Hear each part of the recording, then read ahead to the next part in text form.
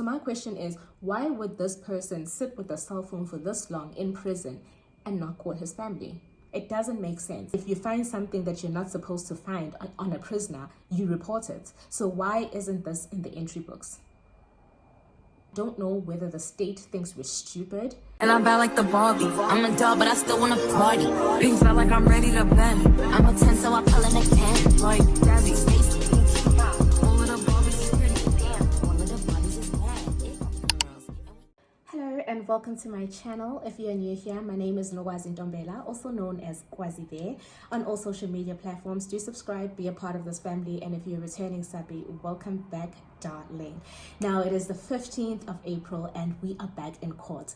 This update could not wait until Friday because court is burning. Okay, yeah, you guys. Since I could not wait until Friday, I decided let me give you the update on today's proceedings because yeah, Shana myself, I need to get this out, and yeah, so let us get into today's proceedings. So when the proceedings began, we were notified that the defense was under the impression that they'd be able to do cross-examination on Mogane, who is the ballistic expert, but they were, however, still consulting with their own expert in order for them to be able to cross-examine Mogane, and they have bumped into a bit of a difficult situation with regards to financing. It is said that the accused thought that they would be able to afford the ballistic expert. However, the prices were a bit steep, so now they've made an application to legal aid for them to be able to pay for the services of this expert. So with that being said, basically the ballistic evidence has been put on hold, and because it was communicated in time with Baloyi, he then prepared another witness for us for today.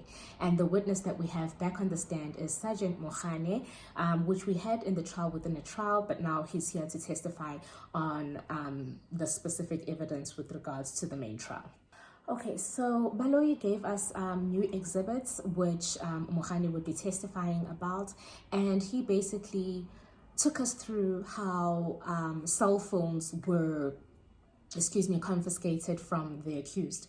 Now, with this evidence, he says that he was working in KZN in Bangeni with Ukinida when they suddenly got a call from Kalagabusha prison, which is where accused number 5 was held, and they were told that accused number 5 was found in the possession of a cell phone.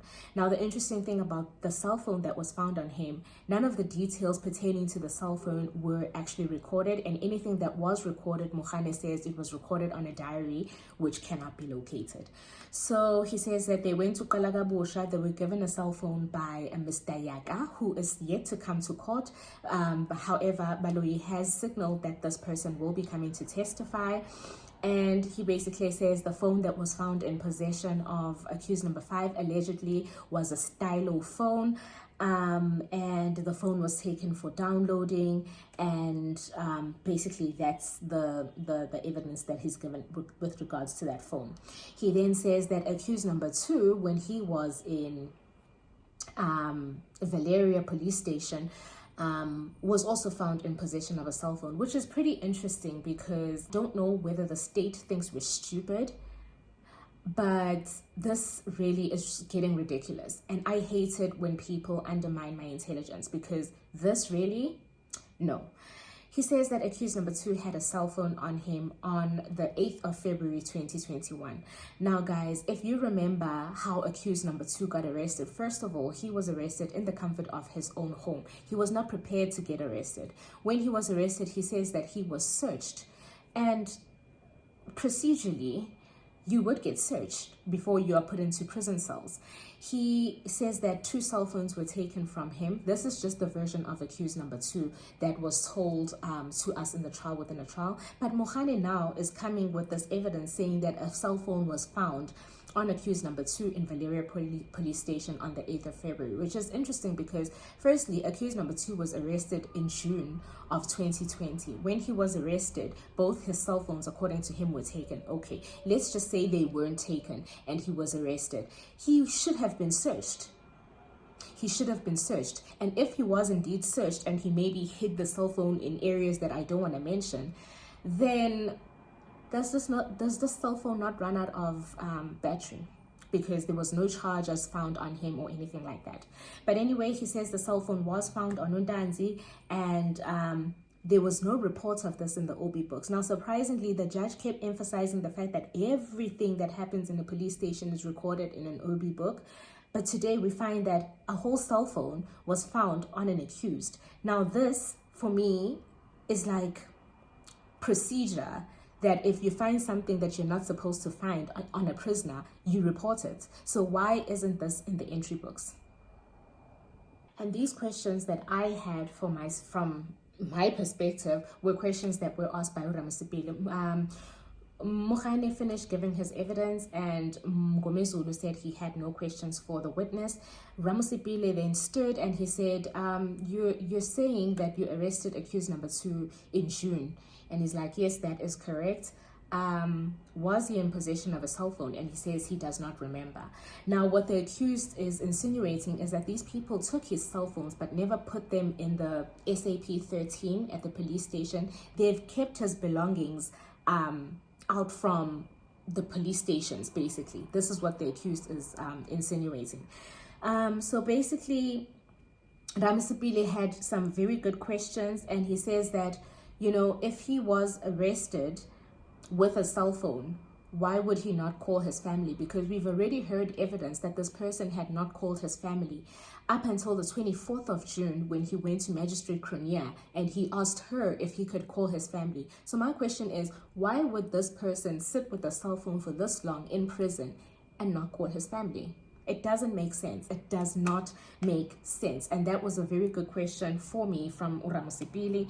And we obviously found out that everything that needed to be detailed as some form of evidence was actually detailed in a diary that cannot be found. He says, no, his diary from 2019 and 2020 cannot be found. So basically, those were the highlights of the day for me for today. It's those questions by Ramasipile. And he says, you know, this person was arrested on the 16th of June. You say you found the cell phone on the 7th of February. Where was this person charging? I mean, considering the fact that this person was not in prison because they kept taking him from police station to police station, where was he charging his phone? He continues to just emphasize the fact that this person had no visitors because he had no phone call. So how would he have received the cell phone? And also another thing that he pointed out, which was very important, is the fact that this person was kept in isolation. Mogane himself keeps saying that this person was kept alone in the cells. So who would have given him a cell phone for him to be able to be caught with a cell phone in February? It really did not make sense. But those were the questions from Ramasipile for today. Who Advocate Mnisi had no questions for the witness. Ngumalo the same, no questions for the witness. But basically, their clients at the moment are not really impacted by this evidence given. Umshololo had some very good questions. I feel like she really took Mogane step by step and made him shit his pants. Lack of a better word. Anyway, Shololo then questions with regards to the bag that was that the cell phone was kept for Untoli. Now, this is the stylo cell phone that Mogane talked about. She says, you know, was the cell phone in a sealed bag? And he says, no, the bag was not sealed. And he then just says, you know, Mr. Yaga will come and say this and this and this. And Msholo is like, can you refrain from telling me what Mr. Yaga will come and say? Answer me my questions, and Mr. Yaga will deal with him when he actually comes here. She asked about the SIM card on the cell phone. She asked about the serial number, which is very important, and as well as the color. So all these details, which are very important details to actually put down when taking in evidence, Mogane failed to do. He failed to write the color of the cell phone that he had taken. He failed to write the serial number of the cell phone he had taken. He failed to even write if the cell phone had a SIM card in it. So it was just like, it's information that should be there. It's information that you should have, and you have not written it down. Why is that? And she even says, the reason why you don't have all this information is because this cell phone was never taken from the inmates. she just says, I put it to you that it was never taken from the inmates. And she then goes through the document with Mogane, going through each transaction basically on the document. And she asks if he wrote a sworn statement with regards to his findings with regards to the cell phone, and he says no, he didn't write a sworn statement. And also she asks about the application for a section 205 for the cell phone, and Mogane says, well, that is Gininda's job. His job was just to do this and this and this. Gininda would handle the rest, and he does not know if that was done.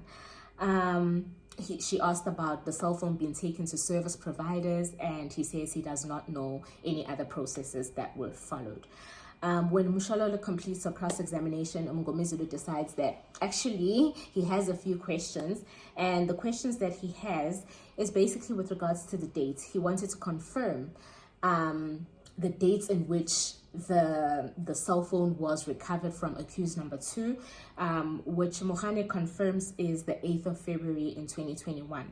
So Mngomezulu reminds Mogane that this person was arrested in 2020 in June. His first appearance was on the 27th of October.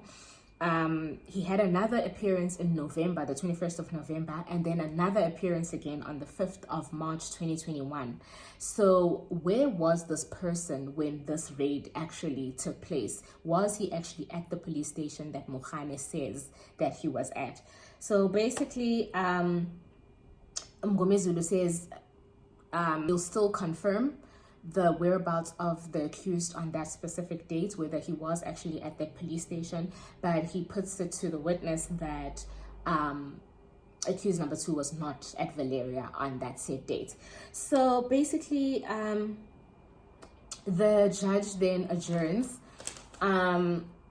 very hastily, like very quickly. Like he was so quick to adjourn for lunch, even though Mshololo had said that she does have just one question as a clarifying question after the re-examination of Baloyi. The judge was quick to say, you'll ask that question at 2 o'clock, let's come back at 2, let's go for lunch. So it's interesting times. I'll be back with the update for after lunch. Okay, after the lunch break, we did have a new witness, Mr. Yaga, who is the head of the Kalabusha Correctional Service, who Mogane has been referring to all morning long. So the first thing I realized with regards to the evidence here, Mr. Yaga, is that immediately it contradicts what Mogane has told us. So Mogane had said that they were in Mbangeni doing investigations when they received a call from Mr. Yaga saying that a phone has been seized from one of the prisoners. And when Mr. Yaga gives his testimony, he says that on that particular day, Gininda and other investigating officers, he was expecting them on that day. And they arrived. When they arrived, they were doing investigations in the prison. And their investigations, it took all day, to such an extent that by the time the prison needed to be closed, all Gininda were still there. Now he then says he then received a call from a private number telling him that a specific prisoner has a cell phone in his possession and so forth and so forth. He then says he then goes to the prisoner, he gets the phone, and then he takes the phone and gives it to Gininda. Now my question is, the coincidence? What are the odds that Gininda is at the same prison conducting his investigations when all of a sudden a phone call comes through, we head of the correctional service to say Ntuli has a phone? What are the odds? I don't believe this nonsense. I do not believe this nonsense. But basically that is how he says that happened. And during cross-examination, Mshololo is the only attorney that had questions for the witness. She asked the time in which the seizing of the cell phone was done, and the witness says it was around 4 o'clock, 5 o'clock, and he did the handover of the cell phone around 6 o'clock. And he also does not specify he He does not specify the details of the cell phone in which he confiscated from the prisoner, which is very interesting. How can you take something from a prisoner and not be specific with the details? It baffles me. Another thing that is surprising is that what is the procedure? At this point, I'm asking myself, what is the procedure? Because I've never been arrested. I don't know what the procedure is in prisons when a person is found in possession of a cell phone. Why is it that he felt the need to give the cell phone to the investigating officers that happen to be in the prison on the day that the cell phone is found? Isn't there a procedure where it's confiscated and it's taken somewhere and it's written in the books of the prison, Uguti, this person was found with this cell phone, this is the disciplinary action? Yeah, now why?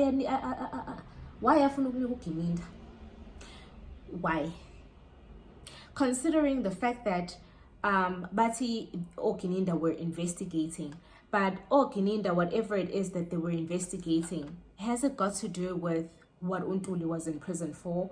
How does he know the details of all of this? Guys, kuningi, and it's just not making sense. I'm sorry, it's not making sense. And the most surprising thing about all of the statements that are made by these witnesses are that these statements were made last year. Now, guys, you find a cell phone in a prison cell in 2021.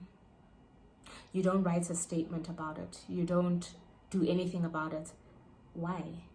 Why only write a statement on...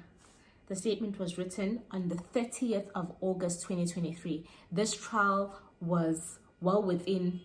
Sorry, I got distracted by a phone call. As I was saying, all the statements are done in 2023 towards the end of the year when the trial is well taken off.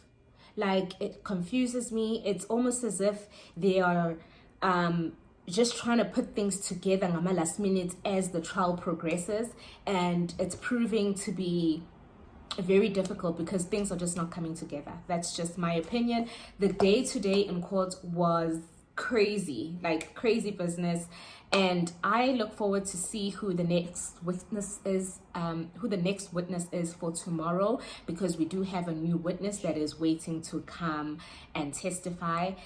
But oh gosh, I'm gonna keep saying this, these guys are framed. That's just my opinion. Anyway, we will wait and see. These guys are innocent until proven guilty, and so far the state has not brought in any evidence that sways me in the direction of these guys being guilty. I'm sorry. Anyway, I will see you guys on Friday when I update you for what has been happening the whole week in court. Bye.